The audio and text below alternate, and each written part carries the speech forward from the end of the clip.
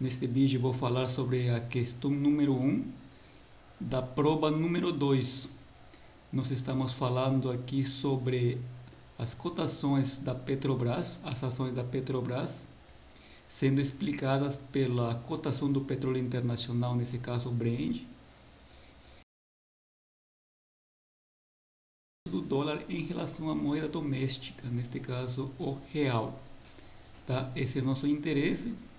Os dados são mensais, tá? Desde janeiro, né? Desde janeiro de 2020, que estou sinalizando aqui em azul, até junho de 2022, tá? São 30 meses, tá? Neste caso aqui, nosso N, né? Neste caso aqui é igual a 30, tá? Um momento aqui.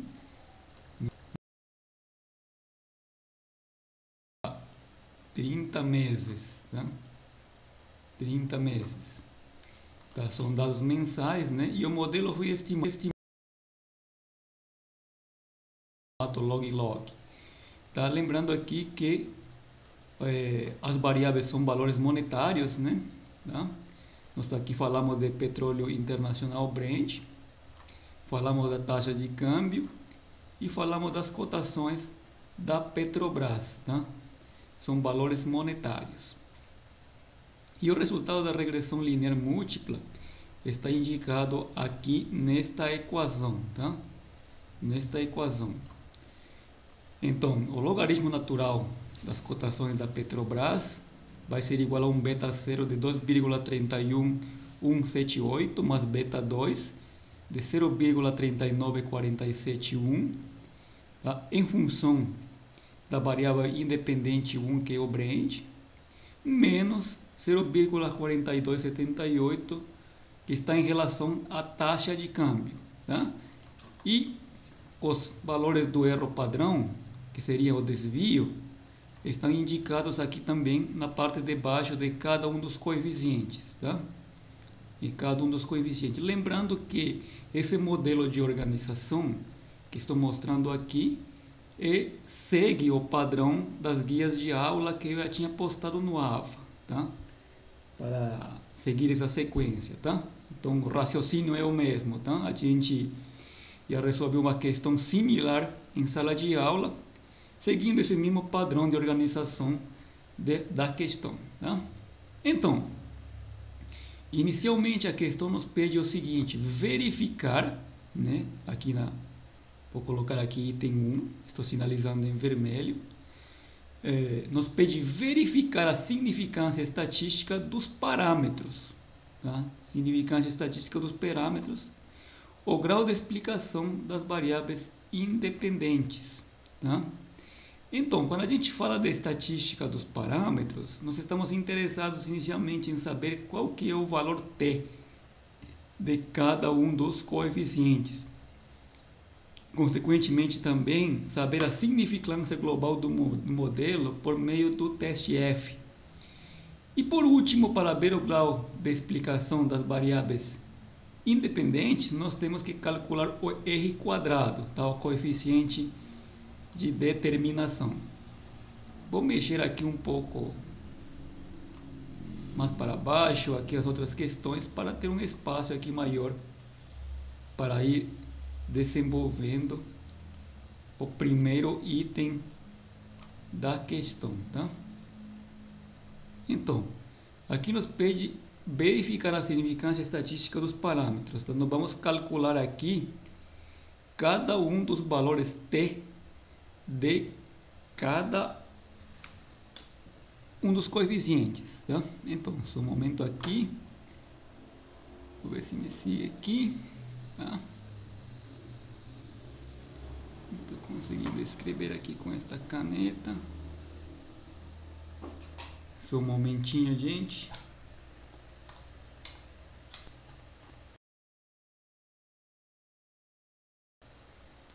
Tá, então aqui vamos calcular o valor T de cada um dos coeficientes. Vou colocar aqui beta 0,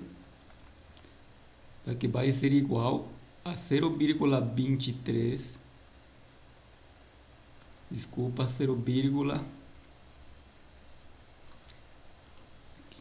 o valor do coeficiente que é igual a 2,31178 dividido pelo desvio, tá?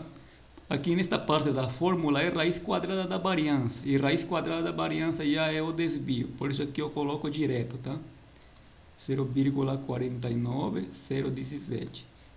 Aqui nós temos um t calculado de 4,7163.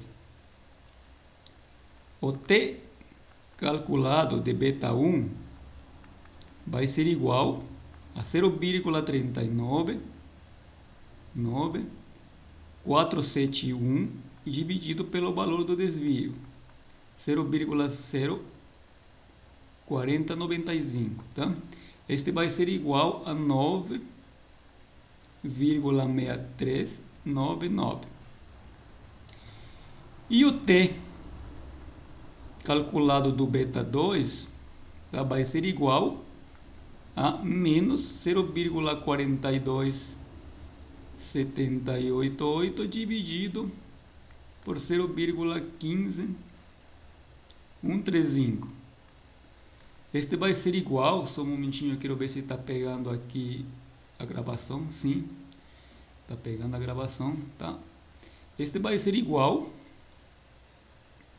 a menos 2,8266, tá? Então, uma vez que eu já calculo o valor aqui dos t para cada um dos coeficientes, também chamado de parâmetros, tá? Meu interesse é saber se eles são significativos ou não. Tomamos como padrão um 5%, tá? Então, olhando a tabela aqui, eu já vou colocar o valor direto, gente, tá? Eu acredito que todos sabemos aqui olhar a tabela da distribuição do t de student, tá? Então, nós temos aqui um n igual a 30, tá? Um n igual a 30, um n menos k, nós temos três parâmetros, um n menos k seria igual a 27, tá? Então, olhando aqui os valores da distribuição t, vamos ver aqui na tabela t. Na tabela que eu disponibilizei para vocês sobre a distribuição t, nós temos aqui os valores críticos para um n igual a 30 e posteriormente para um n igual a 25, tá? Então, vamos considerar aqui esses dois t tabelado, tá? Neste caso aqui, para um n igual a 30, o valor crítico, né? O valor crítico, também chamado t tabelado, vai ser igual a 2,042. E para um n igual a 25, vai ser igual a 2,060. Tá? Lembrando que quanto menor o número de observações, menor o número de n, maior vai ser o valor do t crítico, o t tabelado. Tá? E aqui a gente observa, né? Inicialmente, para um n igual a 30, o valor do t tabelado, o t crítico, era de 2,042. Para um n igual a 25 já foi de 2,060. E o que a gente tem que fazer é comparar esses valores do t tabelado com os t calculados, tá? Com cada um dos t's calculados para cada um dos parâmetros. E, consequentemente, saber se eles são estatisticamente significativos ou não, tá? Uma coisa que eu tinha falado em sala de aula, né? Que quando a gente faz o gráfico, tá? Vou fazer um gráfico aqui do t, da distribuição t, ele tem mais ou menos esse formato, tá? Por este lado daqui nós temos os valores positivos e por este lado daqui nós temos os valores negativos, tá? Então, vou considerar aqui o maior valor crítico, tá? Que seria um 2,060, tá? 2,060 e aqui também 2,060. 0,60, tá? Vou colocar o negativo deste lado para ficar melhor organizado, tá? Vou apagar essa parte, pronto. Então, quando falamos do TD-Student, sempre o H0, tá? O H0, só um momentinho aqui, sempre o H0 vai significar que cada um dos betas, tá? Dos T calculados são iguais a 0. E esse 0 daqui significa nulidade. Significa que cada um dos betas, eles não são estatisticamente significativos, tá? E, de forma oposta, a hipótese alternativa HA vai indicar que cada um dos betas, né, vão a ser diferentes de 0, tá? Ou seja, existe significância estatística, né? Ou seja, teoricamente a gente pode provar de que cada um dos parâmetros, tá, associado a cada uma das variáveis explicativas se guarda relação com a variável dependente da qual estamos analisando, tá? E o H0 ele se vai localizar aqui nesta área, tá? Nesta área. Então, se a gente observa cada um dos valores calculados, nós temos aqui, estou sinalizando em vermelho, 4,71, tá? E 9,63. Eles estão nesta área daqui. Ele está mais ou menos nesta área daqui, 4,72, vou colocar aqui arredondado, e vou ordenar aqui, 4,72, e um pouquinho mais afastado, né? Nós temos aqui 9,64, estou arredondando, 9,64. E aqui neste lado nós temos aqui o valor do beta 2, que vai ser igual a menos 2,83. Então eles caem em uma área, tá? Em uma área aqui de rejeição da hipótese nula, tá? Aqui rejeitamos a hipótese nula, tá? E consequentemente aceitamos a hipótese alternativa de que cada um dos parâmetros, né, associados aos coeficientes, eles são diferentes de 0, consequentemente existe uma relação entre cada uma das variáveis independentes do modelo com a variável dependente, tá? Isso pelo teste T, tá? Só vou baixar aqui um pouquinho mais.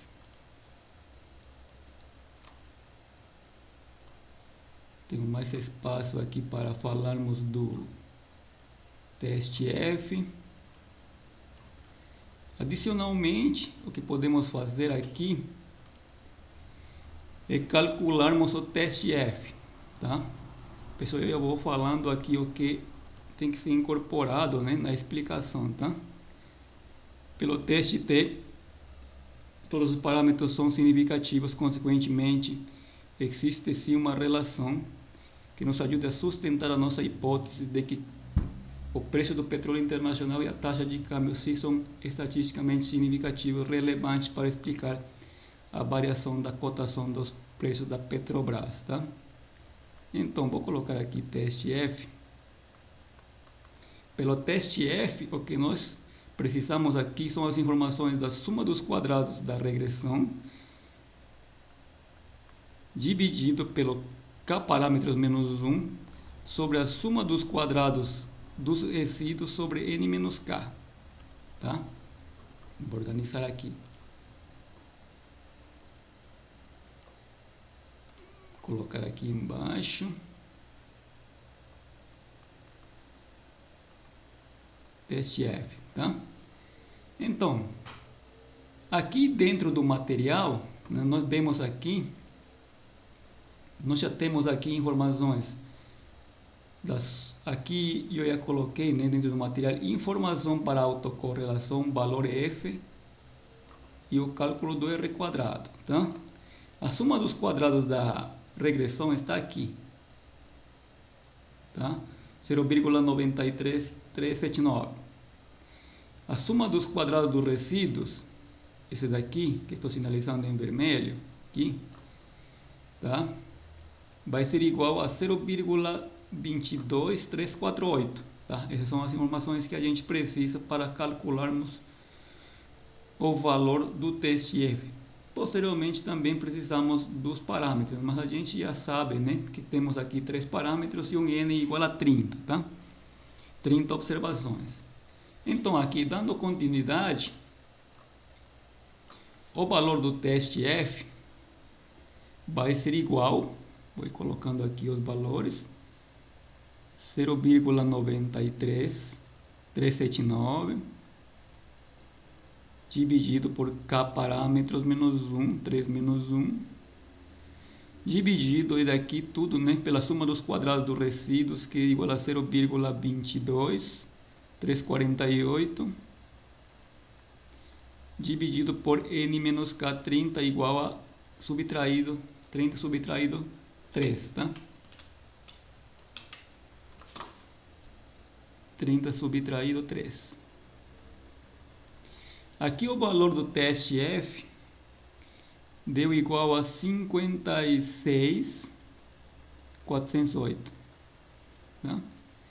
Gente, eu tinha falado em sala de aula, né, pela regra de Boltzmann, né, quando observamos já um valor aqui, tanto do teste F ou teste T alto, né, no caso do teste F, um valor superior a 10, automaticamente, um momentinho, vou baixar mais aqui, automaticamente, quando observamos um valor do teste F superior a 10, automaticamente já assumimos que o valor, já assumimos que o modelo, né, porque o teste F ele testa a significância geral do modelo, o modelo já é significativo, tá?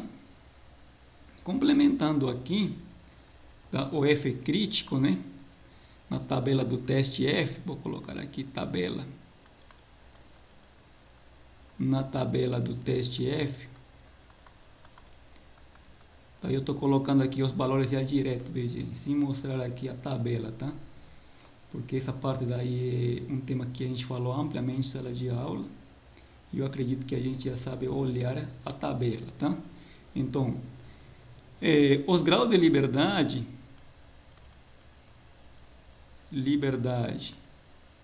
do numerador, esse daqui, numerador igual a 2, e para um grau de liberdade no denominador, estou abreviando aqui, igual a quanto? Esse daqui, 27, tá? Então, na tabela da distribuição F, nós olhamos aqui grau de liberdade do numerador 2 e grau de liberdade do denominador 27. Tá? Olhando na tabela, nós vamos ter aqui um F crítico, o tabelado, igual a 3,3541. Tá? E de forma similar, né, graficamente, também podemos analisar aqui, tá, a rejeição da hipótese nula. Tá? Vamos ver aqui, por exemplo. A distribuição F tem esse formato, mais ou menos, que estou desenhando aqui. Tá? Os valores da distribuição F sempre são positivos, tá? Não existe a possibilidade de serem negativos, diferente do teste T. Começa de 0, tá? E aqui nesta parte vamos ter o F crítico, que vai ser igual, vou colocar F sub C crítico, de 3,3541, tá? E o valor do F calculado, este 5648, ele vai estar nesta área daqui. Tá? Lembrando que dentro desta área nós temos a hipótese nula. Tá? E a hipótese nula é de que cada um dos betas, tá? A hipótese nula é de que cada um dos betas, tá, estimados, né, de beta J até beta, sei lá, até beta Z, eles são iguais a 0, E a hipótese alternativa é de que cada um dos betas da regressão são diferentes de zero. O que basicamente estou querendo testar é que, dado que esse beta zero aqui significa uma nulidade, eu estou rejeitando essa hipótese, tá? De que os parâmetros, no geral, eles não guardam relação com a variável dependente. Tá? Neste caso aqui, pelo teste F superior ao T crítico, rejeitamos essa hipótese de nulidade, né? Esse daqui. Essa hipótese de nulidade, consequentemente, o modelo, no geral, ele é robusto, tá? Ele é robusto. E, finalmente, o que a gente pode calcular é o R quadrado, tá? R quadrado, tá? Dentro do o R quadrado, tá? Que seria coeficiente de determinação, tá? Que seria o coeficiente de determinação. Aqui na questão, eu coloquei aqui, tá? Informação, tô sinalizando em verde. Informação para autocorrelação valor F e cálculo do R quadrado, tá? Então, para o R quadrado, que informações nós precisamos? Nós precisamos do R quadrado, tá? Ele pode ser calculado, um momentinho, a partir de 1 subtraído a soma dos quadrados dos resíduos dividido pela soma dos quadrados totais, tá? Ou o R quadrado, ele pode ser calculado a partir da soma dos quadrados totais subtraído a soma dos quadrados dos resíduos sobre a soma dos quadrados totais, tá? Lembrando aqui que esse é um arranjo simplesmente da fórmula, tá? Então, vamos tomar ele aqui como referência, tá? Vamos dizer o seguinte, o R quadrado, ele vai ser igual a 1 subtraído, tá? Soma dos quadrados dos resíduos. Vamos voltar aqui para a questão. Aqui, que vou sinalizar agora vou apagar aqui e sinalizar novamente, tá? Aqui, vou sinalizar em verde, aqui no canto direito, soma dos quadrados dos resíduos, tá? 0,23448, 0,22348, e a soma dos quadrados totais está aqui, estou sinalizando em verde. Soma dos quadrados totais 1,15728, tá? Então, com essas informações, a gente já calcula o R quadrado, tá? Este vai ser igual a 0,22348 dividido por 1,15728. Este vai ser igual a aproximadamente 80,69%, tá? Coeficiente de determinação R quadrado, tá? Representa a variação, né? O grau de explicação das variáveis independentes sobre a variável dependente. Neste caso aqui, o grau de explicação ele é alto, tá? Ele é alto, tá? Existe uma grande incorporação de informação, tá? Nessas duas variáveis que estamos colocando dentro do modelo para poder explicar fortemente a variação das cotações da Petrobras, tá? Da variação das cotações da Petrobras. Então, esse daqui seria a parte inicial da questão. Vamos baixando aqui. Vamos baixando aqui, só um momentinho. Aqui, nos pede para interpretar os resultados obtidos considerando cada uma das variáveis preditoras. Fazer o seguinte, eu vou copiar aqui a equação. Vamos ver aqui, se vou copiar aqui. Vamos ver se eu consigo trazer aqui uma cópia. Aqui, pronto, tá? Então, o que a gente tem que fazer aqui inicialmente é o seguinte, tá? para interpretar os resultados, nós temos que nos perguntar inicialmente se cada uma das variáveis e os coeficientes obtidos para o modelo que estamos analisando, eles fazem sentido desde o ponto de vista teórico, tá? Desde o ponto de vista teórico, tá? Vamos ver aqui. O que nós temos aqui? Nós temos aqui inicialmente uma relação positiva, só um momento aqui. Esqueci, mexeu aqui. Deixa eu ver aqui. Se mexeu aqui minha caneta, só um momento. Tá. Aqui nós temos uma relação positiva entre as cotações do petróleo internacional, ou seja, dado uma variação ou aumento das cotações da Petrobras, do petróleo internacional, esse aumento ele é repassado às cotações da Petrobras também em forma positiva. Se a cotação do petróleo internacional bem sobe, as cotações da Petrobras ele acompanha de forma positiva, tá? Esperado sim, porque todo o cenário na qual, digamos, analisando o mercado, né? No geral, nós somos tomadores de preço. Então, tudo que acontece no cenário internacional, ele é repassado para o mercado interno, tá? Isso a gente não pode ser alheio a isso, não pode ser esquivo, tá? Então, deste ponto de vista teórico, ele faz sentido assim e é esperado, tá? A gente, como mercado, total mercado brasileiro, somos tomadores de preço. Então, variações ou aumentos de forma positiva das cotações do petróleo internacional seriam reemplaçados de forma positiva também nas cotações do petróleo, tá? E aqui, só um momentinho aqui, nessa parte aqui da taxa de câmbio, com este sinal negativo aqui, né? Aqui estamos um sinal positivo.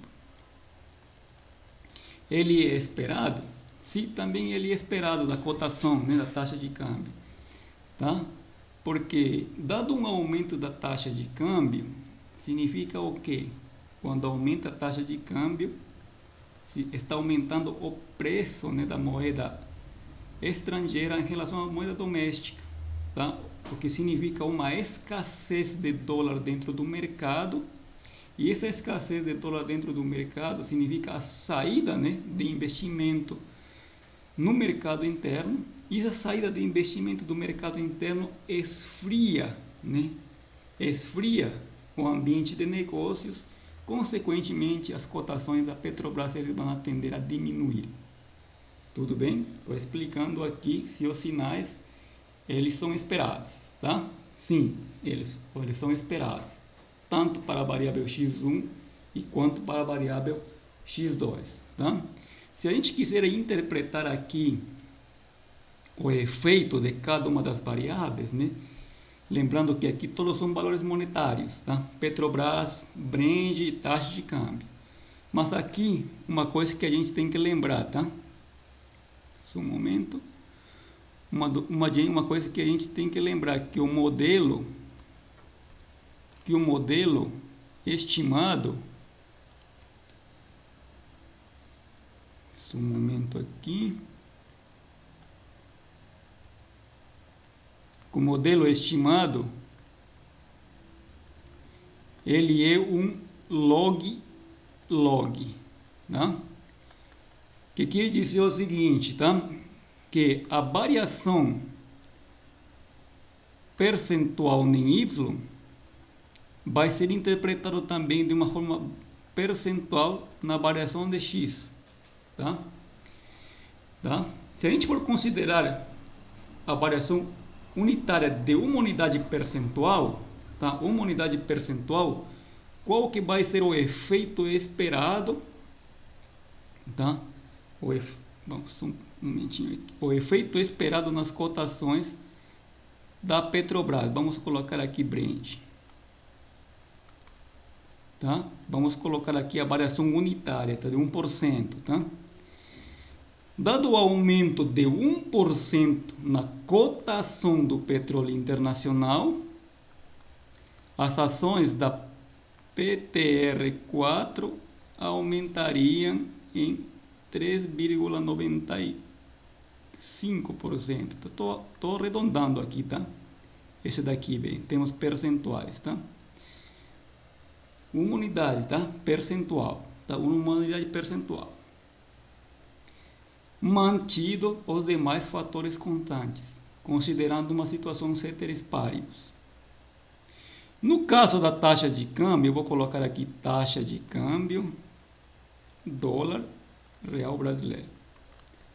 Vamos considerar também aqui a variação de uma unidade, tá? Percentual, 1%, tá? A variação unitária implicaria em uma queda, né, nas cotações das ações da Petrobras em quanto? Em 4,28%. Tá? E eu estou arredondando também este valor aqui. Só um momentinho, agora você mexeu aqui. Agora você mexeu aqui minha tabela de escrita.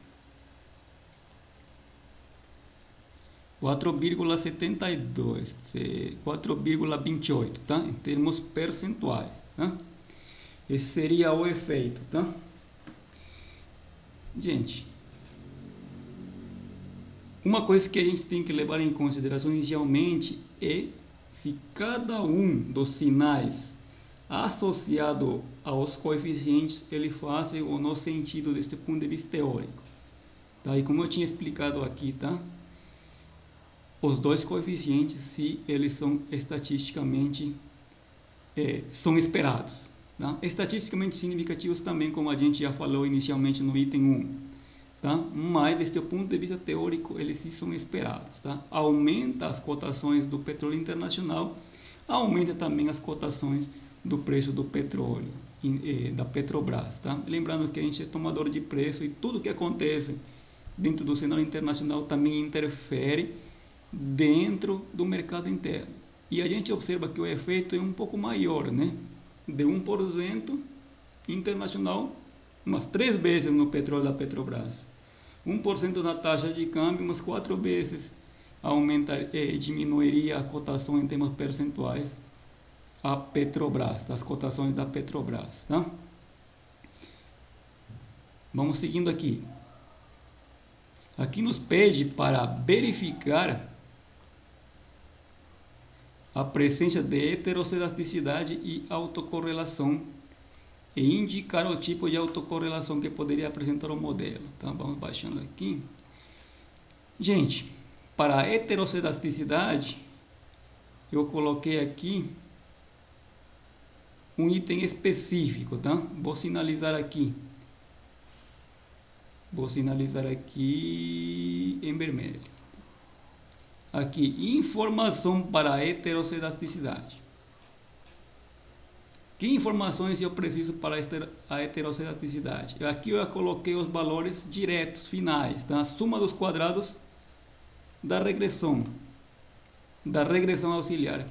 Isso vai me permitir calcular o valor θ, tá? Para o teste de Breusch-Pagan.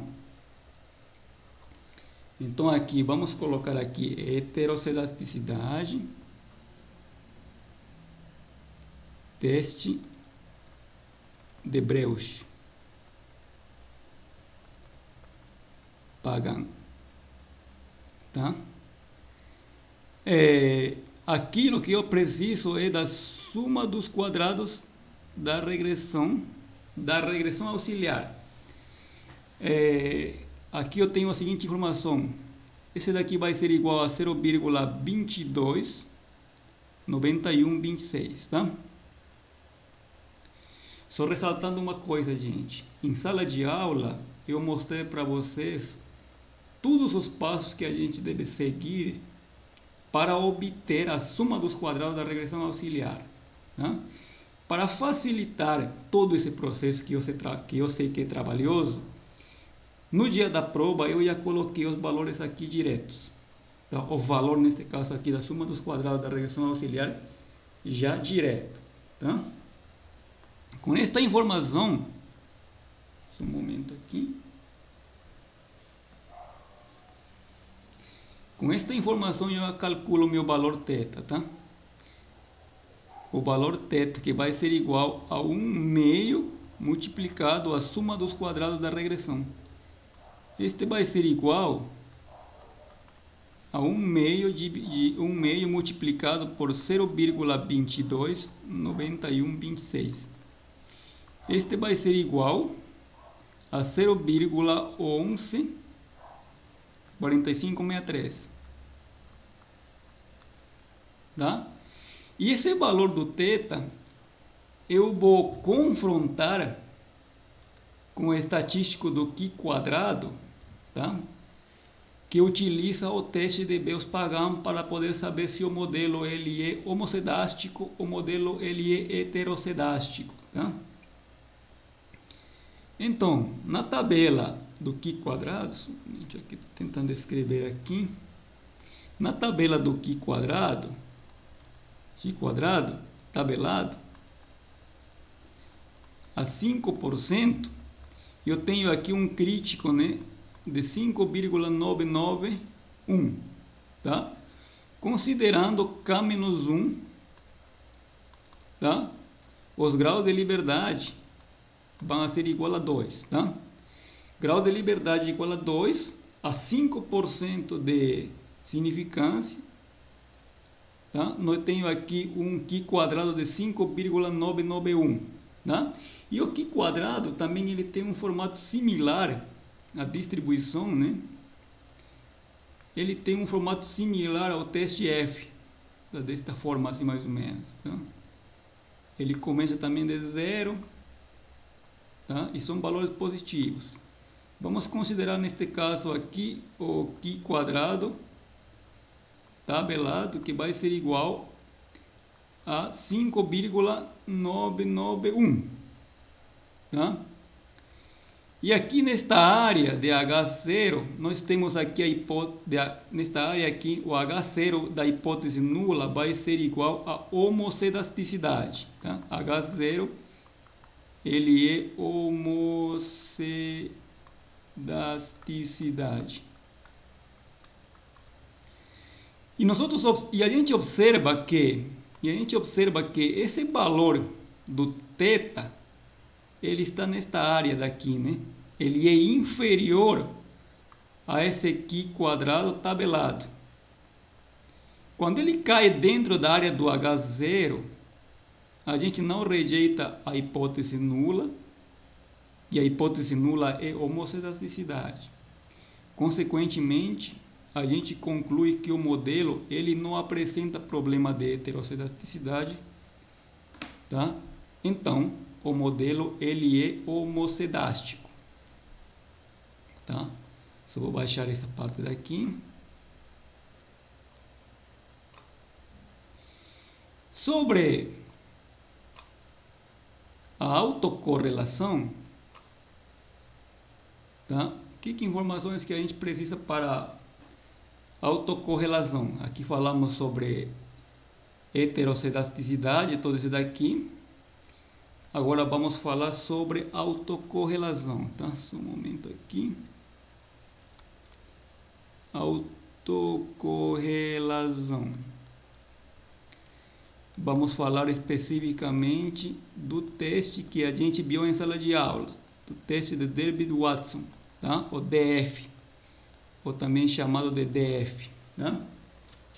Que ele vai ser calculado, tá? Ele vai ser calculado a partir da somatória, tá? Do t indo do tempo 2 até n, tá? Do quadrado da diferença dos erros no tempo t, subtraído o tempo t menos 1. Esse t em relação ao t menos 1 é o t defasado, tá? Um período.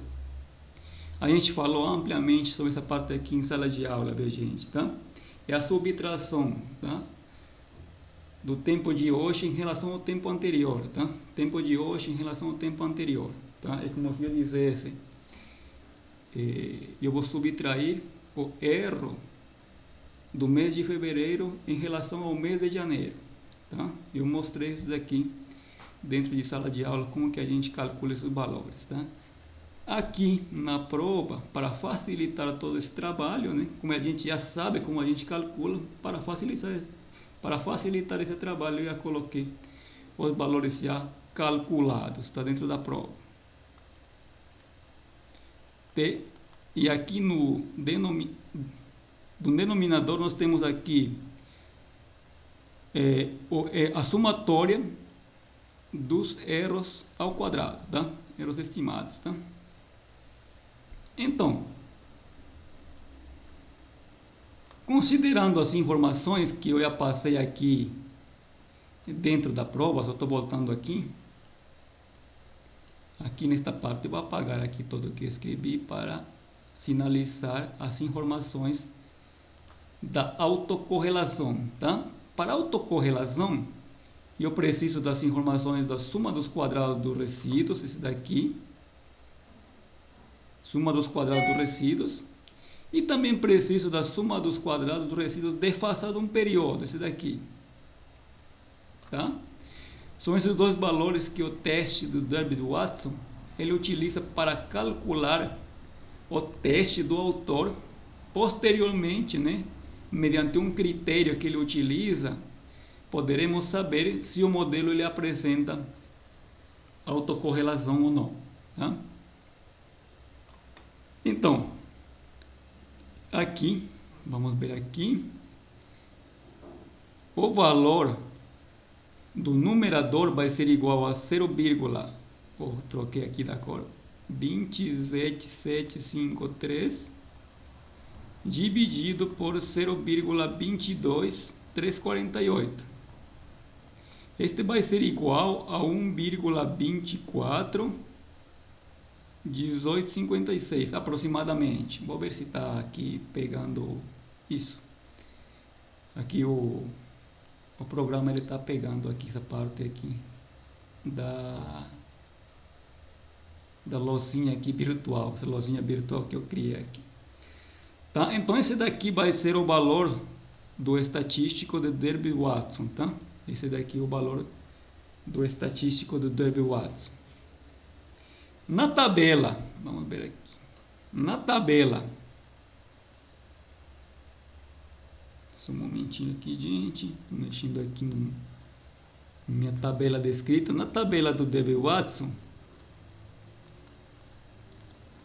tá? Nós vamos olhar aqui o limite inferior.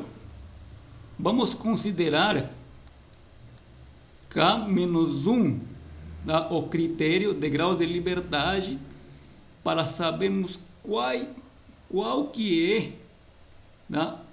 O limite inferior e superior do estatístico de Derby-Watson. Então nós temos um N. Nós temos um N igual a 30 observações e um K-1 igual a 2, tá? Nós ponderamos o número de parâmetros, tá? Nós temos 3 parâmetros, beta 0, beta 1 e beta 2, menos 1 vai ser 2. Tá? Então, na tabela do Derby-Watson, considerando K-1 e N igual a 30, nós vamos ter um limite inferior igual a 1,28, 1,2837 e um limite superior a 1,5666, tá? Então essas duas informações a gente utiliza para poder fazer a figura que o autor utiliza como critério para saber se o modelo ele apresenta ou não autocorrelação. Só um momento, gente, estou tentando escrever aqui. Se o modelo ele apresenta autocorrelação, então vou colocar aqui dessa forma aqui a figura. Na verdade é um critério que ele utiliza, né? Aqui é 0. O valor do limite inferior, aqui o limite superior, aqui vamos ter 4 subtraído o limite superior, aqui vai ser 4 subtraído o limite inferior e aqui vai ser 4. tá? Só um momento aqui, vou baixar aqui um pouquinho mais este. E aqui vamos ter os seguintes valores, tá? Limite inferior a gente já encontrou utilizando as informações da tabela do Derby-Watson. Aqui vai ser 1,28. Aqui vai ser 1,56. 4 subtraído limite superior, vou colocar aqui o valor que eu já calculei, 2,43. 4 subtraído limite inferior vai ser 2,72. Tá? Então, se o valor do Derby-Watson cair nesta área, que estou sinalizando em vermelho, e nesta área daqui da direita, que está sinalizando em vermelho também, o modelo ele apresenta autocorrelação. Aqui uma autocorrelação positiva. E aqui seria uma autocorrelação negativa. Tá? Se o valor do estatístico calculado do Derby-Watson cair nesta área que estou sinalizando em verde, tá? Esta área que estou sinalizando em verde, esta área a gente chama de indecisão, tá bom?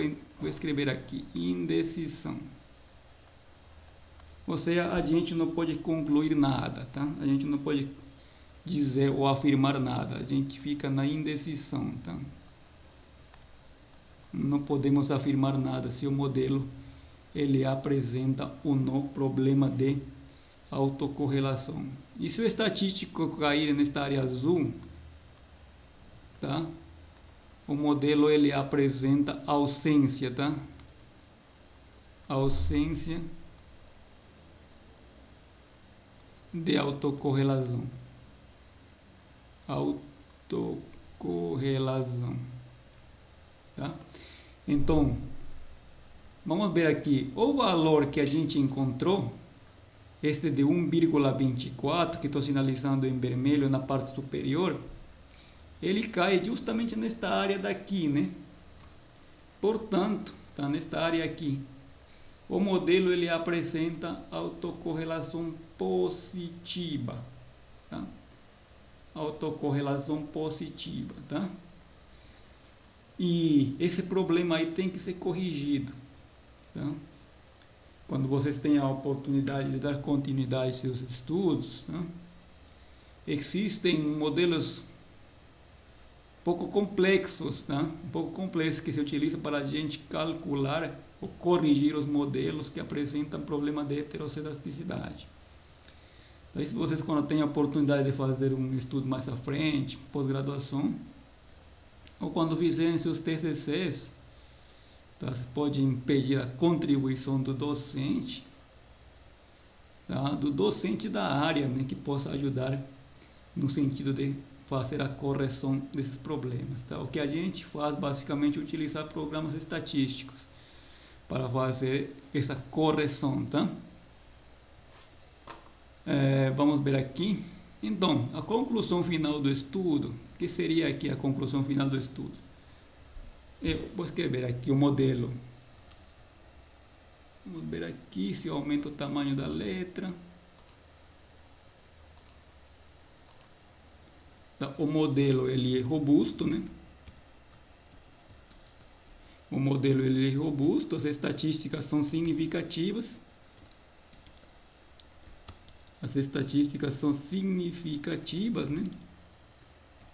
Tá? Só um momento aqui. As estatísticas são significativas. Os coeficientes são esperados, tá? Coeficientes esperados. Coeficientes esperados.